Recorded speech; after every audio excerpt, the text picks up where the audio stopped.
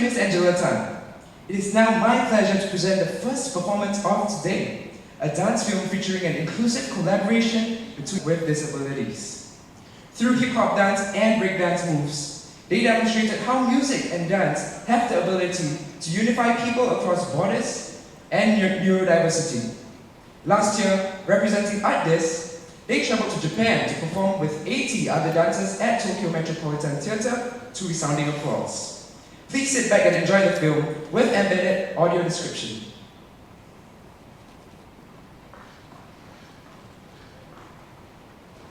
ADF Singapore, in collaboration with Big Eye, presents a dance performance as part of dance drama Breakthrough Journey. A group of 6 dancers, 4 males and 2 female. Among them, 1 is deaf and 1 has Down syndrome. They are all waiting for a latecomer to begin a street dance routine. As a duet, solo, and then trio, they are caught on camera and looking at you. Video begins. One dancer is pushing another to do push-ups. The latecomer is making a video call apologizing for being late. The other 3 dancers are having bubble tea. The latecomer finally arrives. In formation, they begin dancing. Step, step, bunch, turn around, pose, punch, floor dive, legs up and down, kick, push, floor salute spread, punch, swing around. 6 bodies, 1 mind, camaraderie, forming up. Swivel waist, hands to shoulder circle, tongue back. Suspend and dropping off. Joyously, 3 enter. On the floor, sweeping, cupping, sweeping, flipping, hopping, crossing, sweeping, crossing, hopping, rising. 3 more enter. Back flip, diving back, sweeping, crossing, turning. Legs in the air and hold.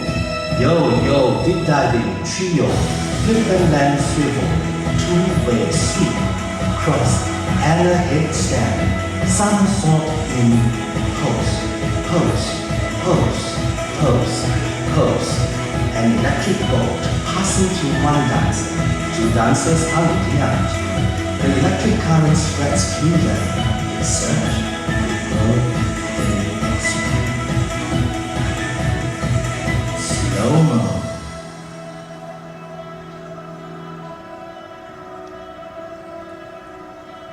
Jiggle, jiggle, pull, sweep. Turn around, hey, slide and slide. On his back, legs sweeping through air in circle, he spirals and twirls on the floor. A pair, shimmer, shimmer, punch, down, hop. Palm to palm in brotherhood, creating solo shapes, shining star, turning clock, twirling arrow, curling wave, zigzag swipe up, unifying compass, bringing everyone together, pulsating, launching a rocket into the air.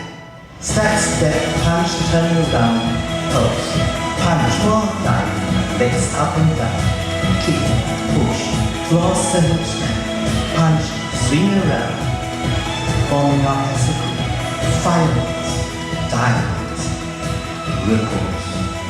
Together they form, together they surge, together they groove, together they move. Slowly becoming one, they connect to each other. Awake, renew, restore. Becoming a human mountain, victorious.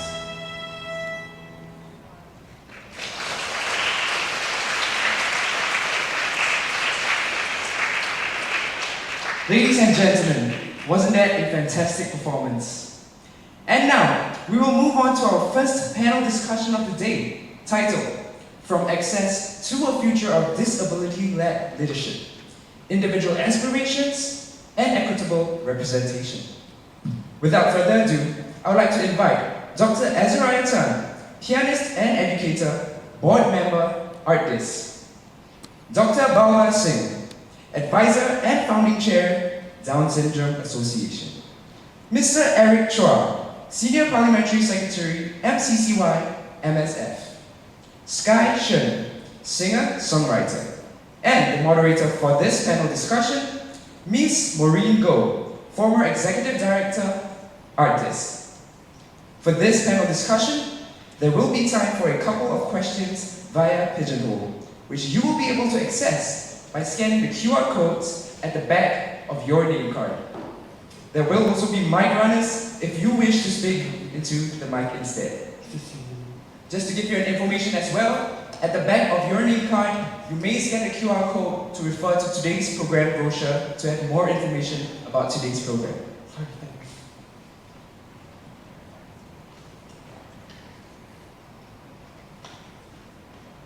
Everybody, it's nice to be back at this. I thought I would retire last year, but I didn't know that I'm back. So semi-retirement, I guess. But my heart has always been and still is with arts as well as people with disability. Always with recognizing that people with disability are not about disability, but that they have potential, lots of potential to do whatever they want to do with the abilities that they have. So it's just that we all have to change what we are doing in the mainstream sector. So this is all about the first panel discussion, and you saw the topics behind. So what I'm going to do now is it's going to be very informal. Okay, so you all can chip in, our old people. So what I'm going to say is I'm going to introduce myself first using AD description. So I'm for people with hearing impairment. For people with visual impairment. So we need to talk a little bit about what we do, what we look like and so on. So I am a mid-sized lady. I understand that mid-sized now is acceptable. I'm not skinny. Neither am I too fat. So my daughter said, "You're a right good mid-sized." I'm a mid-sized lady with short hair, big black gold rim eyes, spectacles. And what makes me stand out in this panel is that I'm the only lady. The rest are all men. Okay. So what I'm going to do is also introduce our panel of distinguished panelists. But I would like them to actually describe themselves first, and then maybe you do your own description. You introduce yourself. Okay, Azariah? Take it away. Okay, yes, I'm a 30-year-old male. I'm wearing a jacket and a dark blue shirt, a tie, and looking pretty nervous. Don't worry, we are all nervous as well. And we have Sky. Hello, I'm Sky. I'm hopefully still a young male in a motorized wheelchair. I'm wearing a white turtleneck and a jacket because it's really cold on stage. Yep. Thank you, Sky. Thanks. And Eric. Yes, so we have Ezra in his 30s, Sky in his 30s, I'm in my 40s. And I'm a middle-aged man, short black hair, brown eyes, very small eyes like that. I used to play the trumpet when I was in the orchestra pit. My classmates used to ask me, "Why do you sleep throughout the whole performance?" But just my small eyes, exacerbated by a lack of sleep. I just slept over 3 hours last night. Yeah, very happy to be here. Thank you, Eric. Hi, I'm Balbia. I'm a Sikh, wear a turban with a beard, I got glasses, I'm wearing a short sleeve dark shirt. I'm 73, and I'm wondering why I'm on this panel, because it's supposed to be a young panel. But I think because I've lived 43 years of my life with Down syndrome, so I'm young. Thank you. Thank you, Dr. Balbia. So Dr. Balbia and myself, we are in the same category. So don't worry, we are the oldies but goodies. So actually this panel, for those of you who are not from Singapore, you would also not know how distinguished they are. Azariah is a distinguished, very well-known pianist, classical pianist. He has won several awards, and in 2020 he won the Go Chok Enabling Award for Achievements. And that's because he has done beyond just his regular work of playing piano and also teaching people as well as conducting master classes and so on, not only in Singapore but also different parts of the world. But he's also has a heart for the social service, so he's done a lot more work in that area. And he's also stepping up also as in his advocacy for artists with disability. And that's why he's in at this board of directors. We also have Sky, who's very distinguished, up and coming singer, songwriter, and also actor. I saw your artwork, very good, yeah. So he composed his own songs, under the mentorship of this program called Beyond Display, which I think we mentioned earlier on, where we grew them to be, our participants become artists with a career in mind, to aspire to be somebody like a career artist, right? Whether it's singing or acting and so on. And Sky has done that, and he produced under the mentorship with collaborator. Your mentor is Dr. Philip Khan. Yeah, Dr. Philip Khan. And you did the EP. What's the name of your EP? It's called Will You Love Me? Yeah, and there's a 2 version, like English and Mandarin. It's And it's followed up with 4 other videos as well. Yeah, so it's just fantastic, and you can see that he's also very lively on live stream. Yeah, also doing a lot more in terms of advocacy as well for disability, and you get to hear from him afterwards. And Eric, you don't know that, everybody knows him. I call him Eric, by the way, even though he's SPS or Sir. Knew Eric years ago before even he became an MP. Invited him to come and see what we did at this VSA at the time, and he was blown away by what he saw. It was one of the Welcome to My World concert, and we actually wanted that platform to actually display what people with disability can do, so you can go beyond it. As long as you put them in the center of it all, you allow them to speak up, you allow them to influence the content and the creation, you're just blown away, because that's what it is, right? And so Eric has gone far and beyond, and that's to our advantage. So it's good that he's around to also help us to advocate for our artists and people with disability. Thank you, Eric, for being here. And then we have Dr. Balbir. You see him like that, but he achieved a lot of credentials. Yeah, too long for me to mention. But firstly, I think he's a great father to Jaspreet. Can you tell me a bit more about Jaspreet? I don't talk about you, talk about your daughter. Well, she is amazing in the sense she always tries. I think that's when you try, it's already a good beginning. And she gives her heart and soul in whatever she does. She's a self-advocate in her own right. She's an ardent dancer. She also does training at Parkline for children with autism and also for the seniors. And she has been very privileged to be with ArtBiz for the last 1 year, where she was selected to be on this mentorship program. And that's why I said I look young, because when you live 43 years of a productive life, so yeah, that's what Jaspreet is. Fantastic, yeah. Jaspreet is really wonderful. She's also an ambassador for people with disability. She has Down syndrome, but you actually don't really see that Down syndrome because you see, how she speaks up and how she voices herself. You see her personality really, and she is so brave and so courageous, and she encourages us as we watch her as well. So Dr. Balbir is a medical doctor, and he's also the founder or co-founder, co-chair, right, of the Down Syndrome Association. Yeah, and he's still there, right? They're still in the board. Yeah.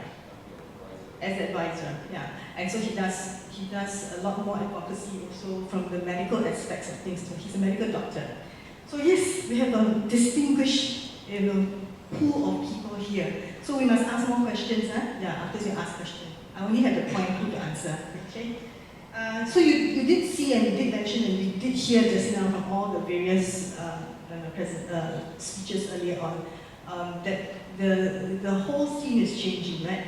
It's not just about accessibility anymore. We used to have nothing. In 2016 when I came on board, there wasn't really much talk about accessibility except for people in wheelchair, wheelchair. There's universal design and but beyond it now, we see relaxed relaxed performances where you can still have lights on. It used to be very dark.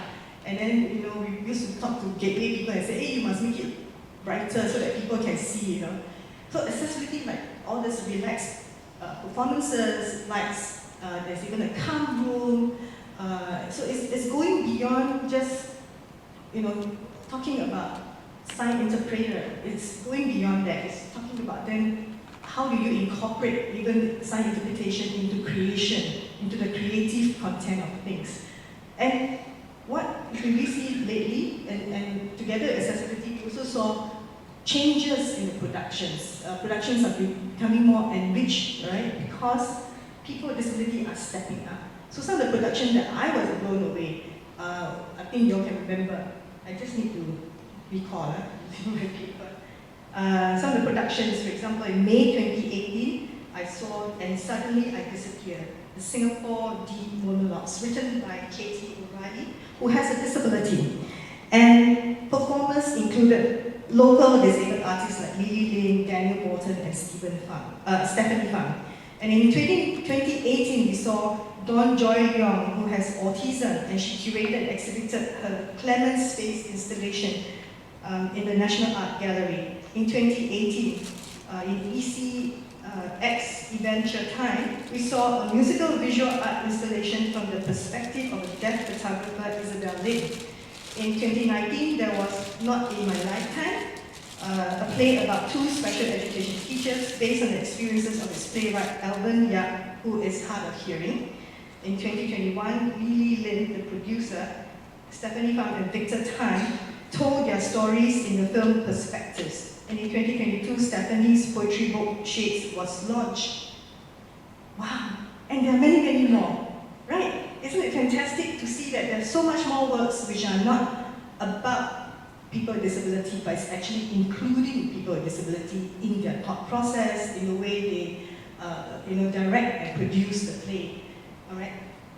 So, what does this all mean to us, panelists? So we can start with Azariah. What does this all mean?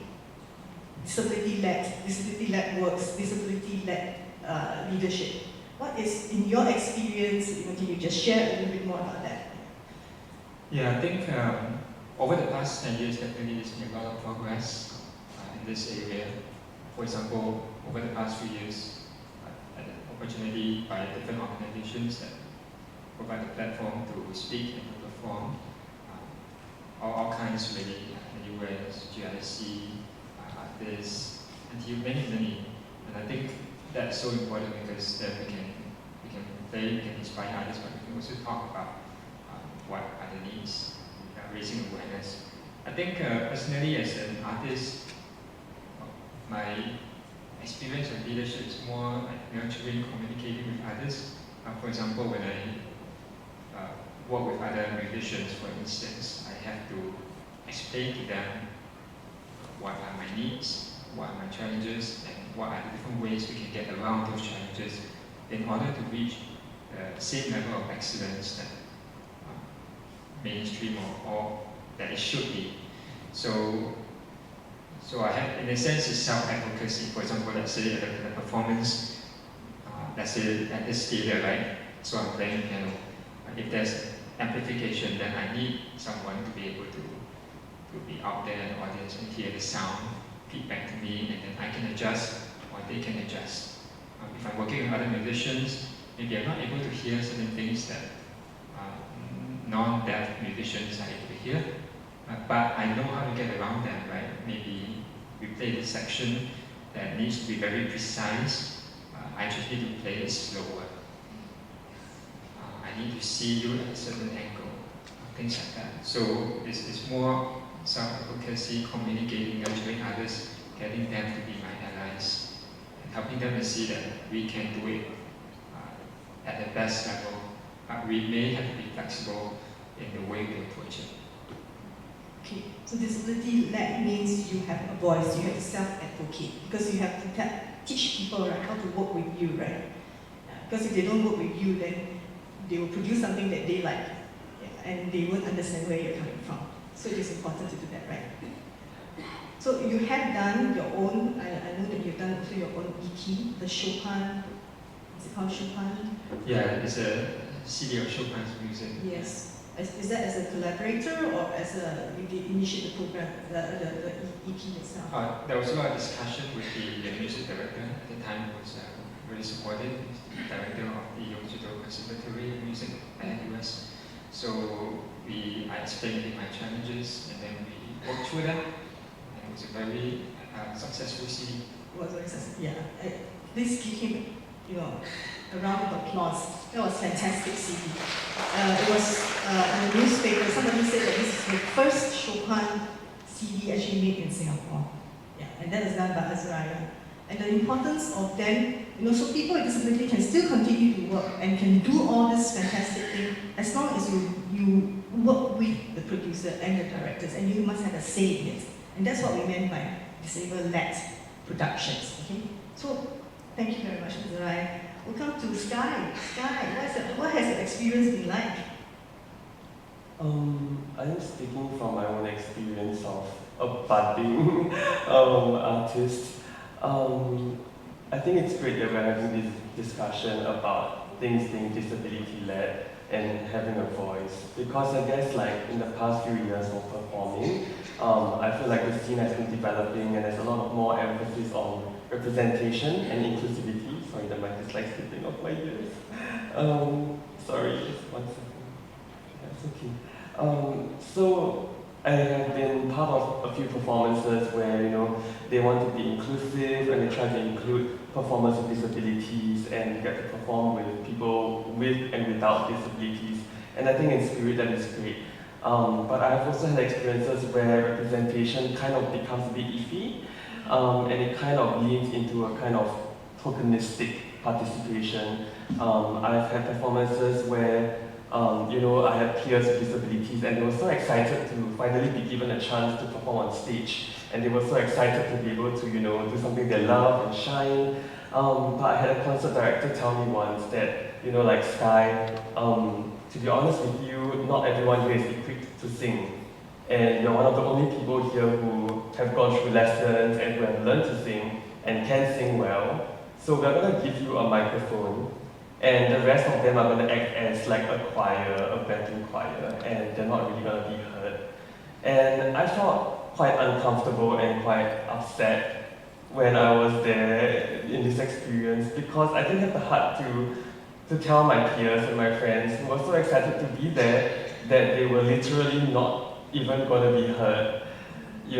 And this idea of representation, I feel like it sometimes stems from the fact that when we are finally allowed to participate in art, it's always by invitation and it's always by someone's concept of wanting to be inclusive. And the idea of disability-led art is quite a rare occurrence still in this country. Although in recent years I've been very happy to see some of this happening, like the Inclusive Arts Movement is a group spearheaded by Ron Tan, who is a deaf pianist as well, and he gathered a group of musicians together to perform, all the different abilities. And I think I only really experienced taking like a leadership role in the art when I joined Art Business Beyond Display program, which is a 2-year industry training program, and it allowed every single participant to spearhead their own showcase project, a project that they want to do. And I think it's so important because that was my first time that, art is all about connection, like Angela mentioned just now, and all about storytelling and sharing lived experiences.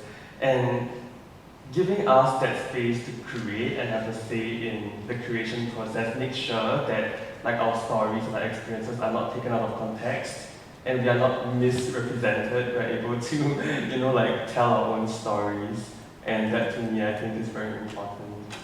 Yeah. Thank you. So have you, so recently you just did your own EP. Yeah. Have you done EPs before, but under direction of, other people and so on, the mainstream? Yeah. And what's the difference between the two? Right. For you as an artist? So no, I've actually been pursuing music for over a decade now, but I've never found a space or a platform or the opportunity or the resources to actually pursue my own projects. Yeah, until now. So it's under the Yeah. mentorship, yeah. Yes, and I'm very grateful for it. Yeah. And like Azariah, when you look at your final product, right, the EP that you have, are you happy with it? Because it has everything that you wanted and you wanted to say. I think for a long time, like I mentioned, how my participation in art has always been by invitation. Trying to make it the mainstream way has been very challenging. You know, for example, I think for a lot of us with disabilities, finding accessible schools, music schools for example, or finding accessible ways to work around our challenges to pursue art requires sometimes careful thought, sometimes consideration, sometimes more effort.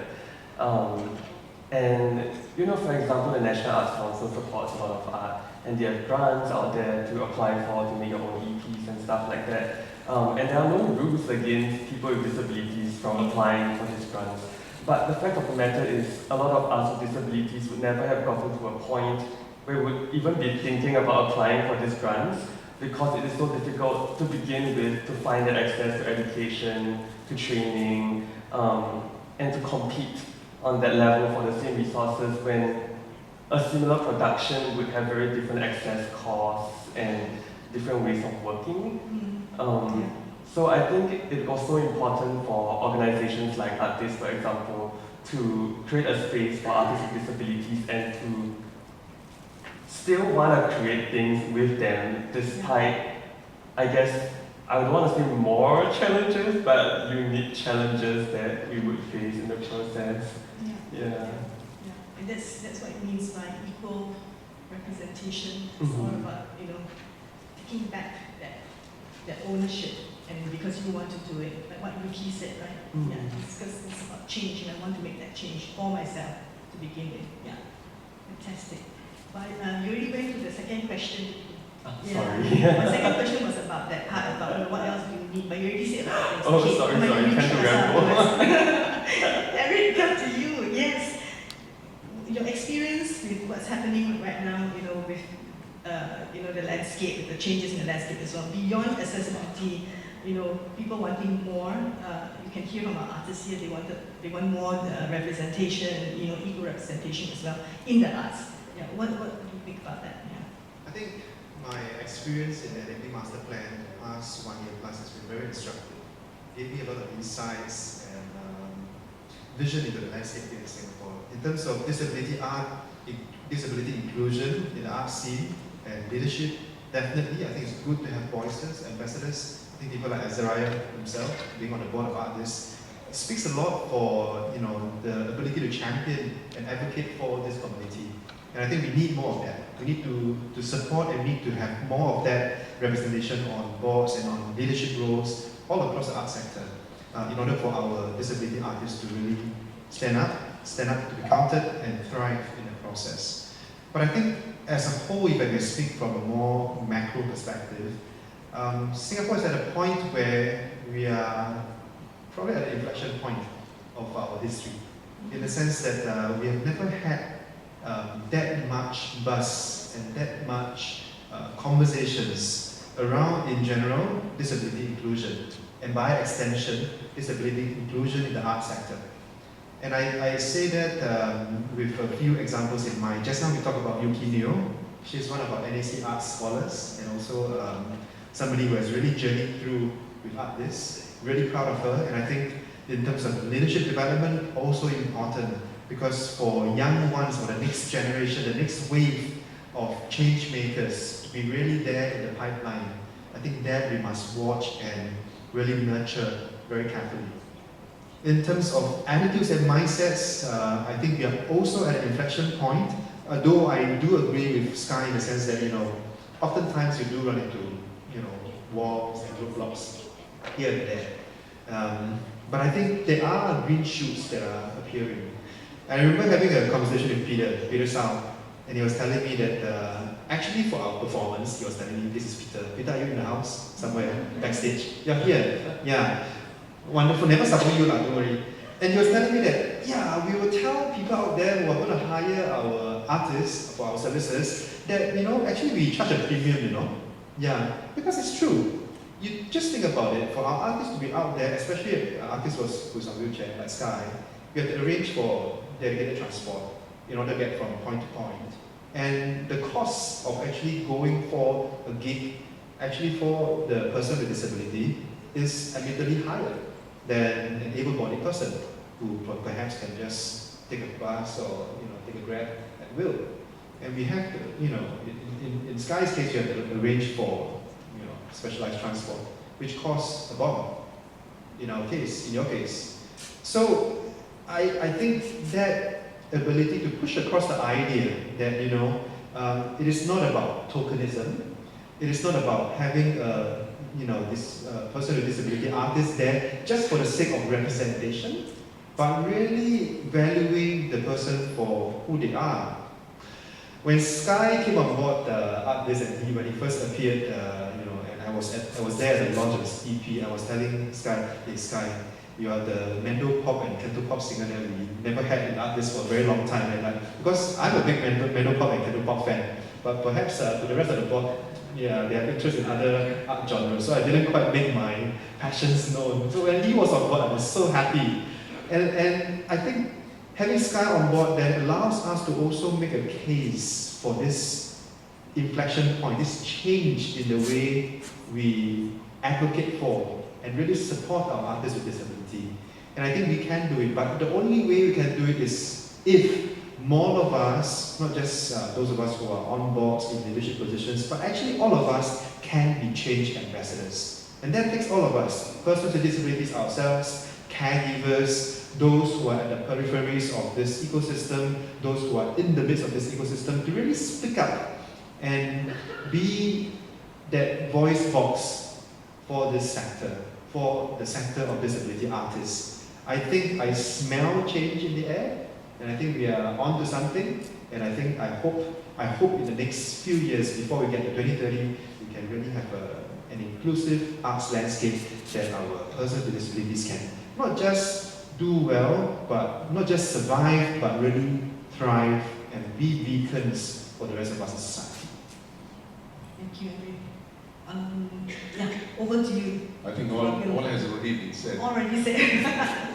No, but I'm so glad that Sky and even Eric mentioned about tokenism and all. And there was a lot of this symbolism, 10 years and before. And if it's a person with a disability singing or dancing, it's there to raise funds. Or it was not even so much about their ability, or look, they're so loving. And this used to be said by so many people, that, people with children with Down syndrome love music. So it's not loving music. I think how you develop the music, the talent in them, and that was very rarely done.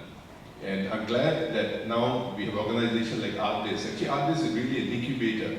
You need more incubators like that, to give people a chance to lead. I mean, people like Azaria there, and I'm sure many more. And I think again, we are so very privileged to have excellent mentors. Like with Jaspreet, we had Peter, we had Haresh, and even Kavita. Those of you know Kavita. There's an organization, DADC, Diverse Ability Dance Collective. It's amazing, not so much because I'm one of their board members or Jaspreet is there, but people with disability who are there are given the lead. They decide what they want to do, what's music, what's a dance, and now in fact some of them go to Pathlight to be co-trainers. So I think again, we need people who are catalysts for change and incubators like this. And again, the story doesn't end there. Then we need people like Eric to be there, changing policies like even NAC and all. So with all these collaborations and partnerships, I think it'll make more opportunities for people with disabilities to be up in front and lead this sector. Thank you. You touched on what we wanted to say as well. Which is really about, it's not just about the individual, but it's also about the community also supporting the whole effort, and you and Eric mentioned that as well. So it comes to, the part that Eric said, I can smell something's happening, but I really want to see things happening. Like what would that take for things to happen? And then you did mention as a little bit about it earlier on, that you have to have self-advocacy. So example of a self-advocacy, I think you shared something about what you learned from the Unlimited Festival when you went to attend in the UK, right? Yeah. Yeah, they have this thing called Access Rider, which basically is like an introduction for PWD. They introduce themselves, then they give some information, a piece of paper or some other means to just basically tell anyone who they're working with these are the needs, these are the challenges, and how to access them basically. So, for example, I don't have that, but people I work with, I tell them from the very start, these are my challenges, these are my needs, and these are the ways we can work on it. I think I give you some thought about what else is needed for disability-led arts. I think basically training and specific support systems for these two things. We talk about training, of course, the artists, PWD themselves must training up to a very high level, excellent level. It's not substandard, that's not good. They have to be at a high level. So artistic skill, and then also training and leadership skills. So like a lot of things are often left to chance. Could be like negotiation skills, right? Or self-advocacy, networking skills. And this was quite interesting in Unlimited, which is a very wonderful high-level festival in the UK for artists with disabilities. And they mentioned that they identify artists, PWDs who have potential, and then they have a team of people to work with these artists to identify what specifically they need. Very specific. For example, they need networking opportunities, so it will help them work with them. How to network, teach them how to network, and also guide them along the process. So this is important. So training, artistic skill, leadership skills, and then the other thing is specific support system. So like Unlimited, like what artist is doing. There's an organization that support by the very specific way exactly what is needed. And then on the side of the PWD, right, so there's people that we work with, and then the PWDs themselves. So self-advocacy is important, so access rider, I need to explain to others what their needs are. And also, of course, resilience is very important, because for us, for example, my experience, we have to reach the same level of excellence, we need to go much harder, much harder. And you face a lot of disappointments, you face a lot of misunderstandings, and then you need a resilience. So that's on the PWD side. And then for others, right, non-PWD side, there are 4 things I identified. One is ambassadorship, like what I mentioned, forthcoming. Like for example, Claire is a wonderful actor, singer, in the audience as well. And she was not known to worldwide world until like forthcoming heard her and wrote on his Facebook and talked about Claire, and then now we have a lot more people who know about her. So ambassadorship is so important, as I mentioned, people around who advocate, who think about PWDs. So that's ambassadorship. Another is to connect people who connect PWD, like what you personally you have done so much for me personally, for so many of the artists in Singapore. You connect them to people in the industry that can help them provide the specific support or training that they need. Connect them to opportunities, gigs, that's so important.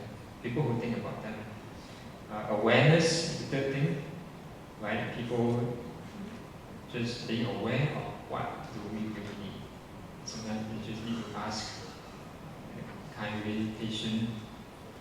Sometimes PWD may not know how to provide their own access, right? They know how to advocate. It's not easy to communicate. Maybe not everything can be said at one go. Maybe it needs to be over several sessions over a period of time. So awareness, understanding is important. And also the last one is open-mindedness or flexibility, which I mentioned just now. We can reach the same level of excellence, but we may have to go through a different route, different pathway to reach it. So are we flexible, work with PWD. So I think that's what needed. A lot of thought went into it. So these are things that will help somebody to be enabled to become a disabled leader, in arts or anywhere beyond arts as well. Yeah, that's fantastic. We should get more of such platforms and opportunities and organizations to be on board, right? Which is what Eric alluded to and Dr. Balu said as well. Okay, Sky, thank you so much, Ezra. Yeah, Sky, what else is needed? I know you have a long list. Yeah. I think Dr. Ezra has mentioned a lot of it, and like I mentioned earlier, just like resources as well.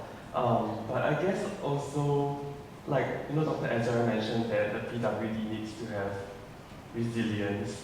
I think my own personal experience is that is very true, but also that a lot of us may not have ever felt like we had a chance.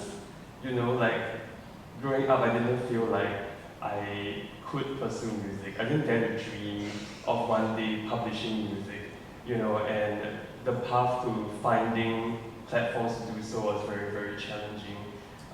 I think from a young age, like just the whole concept and discussion of disability as a topic, I do hope that the attitudes and discussions can change to a more positive discussion, because it's always been focused on what we cannot do, and trying not to cause trouble with others. It's never about, look at all these other disabled people who have done so many amazing things and you can be just like them, and how do you get there? They are kind of like rare success stories that are so newsworthy to us because they are not common, I guess. And also when I was trying to start out my arts journey, I couldn't get into music school until I received support from another charity organization as well, called SPD. They had the Youth Aspiration Award. So they were trying to motivate and encourage people with disabilities to pursue things outside their mainstream education. And that was my first time I could go even visit a music school, right, in my university days. And when a lot of my peers started performing or trying to pursue music professionally, a lot of them started out at like open mic nights at pubs and bars, and all these places were not very accessible, or there were unique challenges like how these gigs would take place at night, and then we didn't have public transport home after that, and you couldn't just hop into a Grab, or like how to transport our instruments and stuff like that. So I think it's about also just the platforms and avenues of pursuing things, even without relying on organizations, like the everyday pathways to finding a career in music is quite difficult to find as an artist with disabilities. Yeah. We hear you, right? Eric, we hear you. Yep, absolutely. Sorry. And it has to start from young, that's what he's saying. And it's not just for mainstream, but also for people with special needs that really need to explore and find out what their interests are, and then pull out their interests, and build it up, the potentiality and so on. Yeah. And I think I just want to ride on what Sky has mentioned about, all the previous years, what you've heard is, what you cannot do and what you should do to stay out of trouble and all that. I think that's also true. And I think the key gate that we must unlock is really the gate to our minds. And oftentimes it's because our minds are closed to possibilities, to opportunities for our friends in the community who are persons with disability. And I think that is a key factor, at least for me. As I listed many factors, that you must have internal resilience, you must have resources, training, and a whole host of other things. But I think if all of us in the community, the wider community, had closed minds, all this will come to naught. And look, myself, I had in my journey in being a part of this, I call myself, I consider myself an ally of this community. There are many mini epiphanies along the way. One of which was actually 2 years back when I went to Bahrain. That was not for an arts event, but for a sports event. I was there for the Asian Youth Para Games. I was watching our national youth Bocha players play. I was watching Aloysius Gunn. Aloysius then was 15 years old. Aloysius has CP, cerebral palsy. He's quadriplegic, so you can imagine that a lot of his ADLs he couldn't do by himself. Traveling with him was Kagan, his dad, who was about my age. And Kagan was also his play partner. Aloysius was non-verbal, so you could only try, at least for me, I could only try to understand what he was trying to express, sometimes through Kagan. But as he played and progressed in the tournament, and mind you, he was a debutant. He was going to a major games for the very first time, representing Singapore, carrying our flag, and by the way, he was a flag bearer, for that contingent. And that sense of determination that he exhibited, you can see the fire in his, not just in his belly, you can see in his eyes, and that want, that desire to really win glory for himself and for Singapore.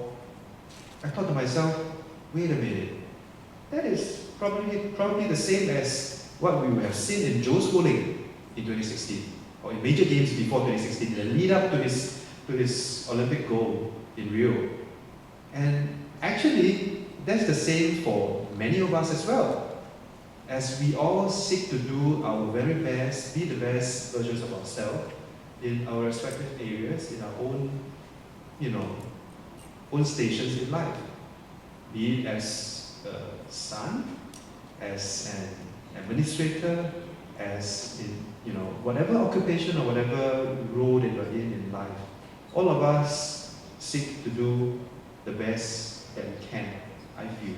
And I think for persons with disability, that is no different. And I think the sooner most of us in society can come to this realization, this for me, is a mini epiphany, I think the better off we'll be as a society, because we'll then be able to see persons with disabilities as equals. I don't think we need to put them on pedestals. I don't think we should look down on them. There's no reason for us to do that. But I think to really see them as fellow human beings in this quest to really live life to the fullest, live life as we want it to be charted. And I think once we all realize that, we'll be all better off for it. Thank you. Yeah. I think we also read in one of the books as well, the one that was recently released, and nobody, but anyway, I read one article written by Justin, and he said that actually inclusion should be become a norm eventually. Become a norm, right? So inclusion should lose its meaning. It should lose its meaning, yeah. Actually. So it becomes, we normalize the whole thing, in other words, and then it becomes like a given. Like in society, everybody sort of accepts everybody with different abilities and so on. So it's not about you, Azariah, the artist, the pianist, and you are put on the pedestal and you are so inspirational, and then because you have disability, therefore, I need somebody with cerebral palsy to be in there and make it in an inclusive, play and so on. That's not what you all want. Eventually, what you want to have is a society that's open. That's what you're saying, the mindset is open and accepting of people with different abilities, And it's not just about identifying that person has that disability and therefore we do something extra for the person, but it's actually a given. Yeah. Okay, sorry. Yeah. Talk too much. Yeah. So, Dr. Balbir, before we go to one question, let's talk about your perspective. Yeah.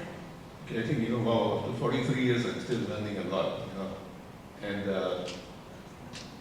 I think a lot has been very wholesomely covered about what's required for artists-led leadership in this sector. And one of the things I think Azaria mentioned was about training. And I was very sticky when you serve anywhere, you need product knowledge. And I think this product knowledge should be across disabilities, in the sense that if somebody is going to be, say, he's hearing impaired, he must be a leader. It could be very relevant for him also to know a bit, or not a bit, a fair bit about other disabilities. And also other arts forms also, because it's not one glove fits all. So I think that's what I really like to add on. And everything else has been so well covered. Okay, one question, thank you, Dr. Babio. One question, there are many questions here. I'm just thinking of which question we should answer. Maybe one question that I thought to answer is, how can we have more PWDs in the room to share what they need and want, the terms that they want in their space? How can we facilitate that? To have more PWDs in the room to share what they need and want in the space. Maybe Eric, your recent experience with enabling master plan 2030, you have that space where people with disability PWDs actually got around to talk about their needs and so on. Is that a good platform, and should we have more such platforms? And actually, what do they share? Just a quick one, synopsis. Actually, absolutely, we should have more platforms, such as we don't have to wait for the next EMP to really start or keep talking about the things that we need to do in society in order to make us more inclusive.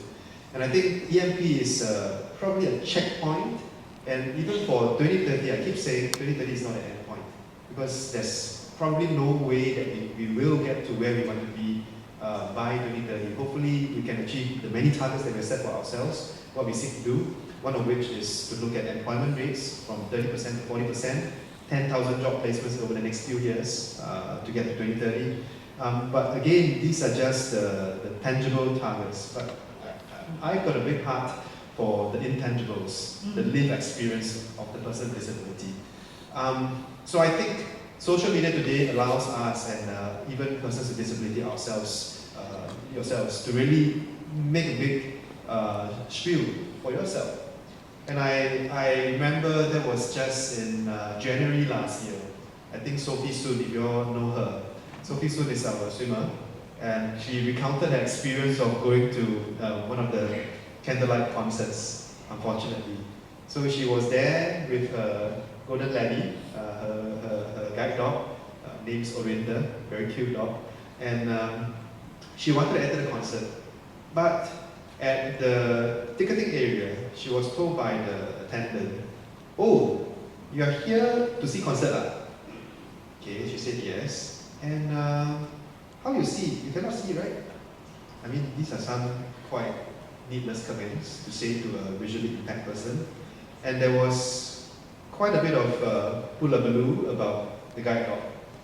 And poor Sophie, actually, you remember, just 2 months ago, in November, there was a whole social media buzz about her as well, because she was on the train again with her guide dog, Orinda, and there was this other lady who I think did a TikTok or made a comment about, "Oh, such a large dog, would she come forth and lunge at me and my baby? I feel so scared and on the train." So there were comments about, they were chastising the woman. There were comments that were on, in the wake of the candlelight concert post that says that the concert attendant ought to be sacked. But I think as a society, we don't need to go to extremes. As a society, what we need to do is perhaps look at the root cause of the problem. And again, the root cause is really about awareness. Because if you're not aware, there's no way we are able to react appropriately. And I quote some statistics if I can. NCSS did a survey recently about our attitudes, Singaporeans' attitudes towards persons with disability. 7 in 10 who responded said that they have positive attitudes towards persons with disability, which is great. But does that really translate into lived experiences? Maybe not. I shall add on just one last anecdote. I'd like to tell a story, just one more story. So recently I was with Kelvin Tan. This was months ago actually, I think about 9 months ago actually, quite some time. Kelvin Tan is Chen Wei Lian, for those who are Mandarin speakers, and she's actually also a singer. He's actually also a singer. He came up from Project Superstar, right? I think so. Yeah. So he was relating to us that actually, he was telling us, actually I'm very scared of standing by the roadside. I say, Kelvin, what's wrong with you? Standing by the roadside was so difficult. And then he's saying, because every time I stand by the roadside, and if I'm carrying a bag, oftentimes I get dragged across the road by my bag, and all I wanted to do was just to wait for my Grab car to arrive. And the person didn't even ask. So, how do you read such a story? First of all, I think the passerby must, I think, have a big heart, because he's saying, oh dear, this visually impaired person probably needs to cross the road, and let me help him. But actually, the appropriate thing to do in this context might be to just simply ask, hi, are you trying to cross the road? Can I help you? And if the answer is yes, stick your hand out and have the person follow you and cross the road. So a lot of that positivity doesn't really quite translate, I feel, into lived experiences, into behavior, because we are not well practiced, to be honest. We're not well practiced because we don't interact a lot with persons with disability in our midst. So I hope that, hopefully in the next few years, we can really drive awareness of not just the cause, but also to drive awareness of the cause into action, into lived experience for everyone. Thank you, Eric. Yeah, Peter keeps saying we have to end it all. Okay, no more time, sorry. But I think we should let everybody say one thing, and Dr. Babio, let's say one thing. Okay, yes. Sorry, this was something about giving people with disabilities a platform and space Yeah. to express what else they want. And I think just 2 words of caution. One is, I think there are always people, what I call the vocal majority.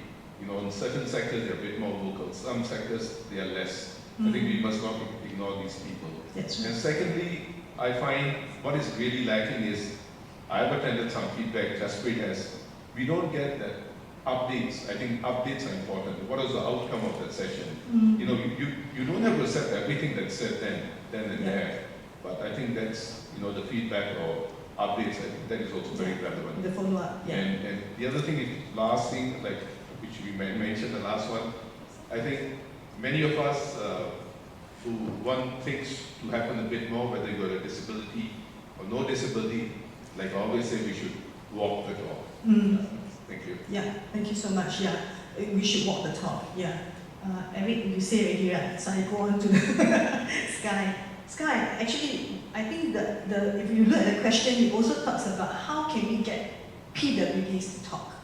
So one way that Eric said was maybe using social media, for example, and I know you use live stream and so on, right? So what would be one thing that you want to encourage PWDs to talk about, what their needs are, and maybe through social media or something?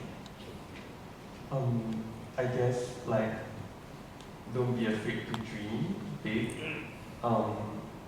We are so aware, because of our daily lives, of all the obstacles and challenges that we face every step of the way. But we should be brave and dream beyond just surviving, live life more than just have it. Yeah, thank you. Yeah, so live your life, live your dreams, dare to speak up, and then you cannot say there are platforms to speak up, but you can use social media to speak up. Yeah, Azariah, yes, thank you so much. I was just thinking about what will motivate the actions to do all that, like awareness, accessibility, ambassador, connecting. I think it comes from the quality of love. We have to love and care for them. And then that quality that will move us to these different actions. Yeah, and I think your love also came from the parents, right? Like Dr. Babio, which just and so on. So that's surrounded by the love of the family and the community and people to support you. Yeah, thank you so much. So we will end it all here finally. So sorry. If there are more questions you need to ask us or talk to us, please do feel free. We're all around. Thank you very much. Thank you, panelists. Thank you very much. Have a lovely day.